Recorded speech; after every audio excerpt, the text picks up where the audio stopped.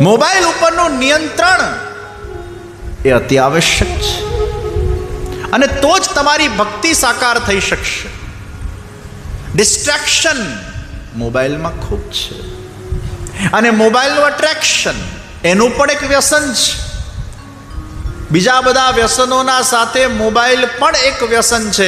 અને એટલે જ જ્યારે તમે કોઈ અનુષ્ઠાનમાં બેઠા હો, તમે જ્યારે કોઈ કાર્ય કરતા હો, તમે જ્યારે ફોકસથી કોઈ કાર્ય કરતા હો, ત્યારે આ મોબાઈલને તમારે બંધ કરી દેવો પડશે, નહીં તો તમારા મેન્ટલ એનર્જીનો વપરાશ થશે. મેન્ટલ એનર્જીનો વપરાશ એક તો બોલવાથી થાય છે, મેન્ટલ એનર્જીનો વપરાશ ચિંતા કરવાથી થાય છે, મેન્ટલ એનર્જીનો વપરાશ એ મોબાઈલમાં સ્ક્રોલ કરવાથી થાય છે, અને મેન્ટલ એનર્જીનો વપરાશ એ વૃથા લાભ કરવાથી થાય છે. આપણી મેન્ટલ એનર્જીને આપણે જેટલી સેવ કરીને રાખશું, તમને એમ લાગતું હોય કે તમે મોબાઈલમાં ખાલી 10-15 મિનિટ સ્ક્રોલ કરો છો, પણ તમારા કેટલા બધા મગજના ભાગને એ રોકી દે છે એ સ્ક્રોલિંગ કરવાનો આખો વિષય, અને તમારા જાતને ડિસ્ટ્રેક્ટ કરી નાખે છે.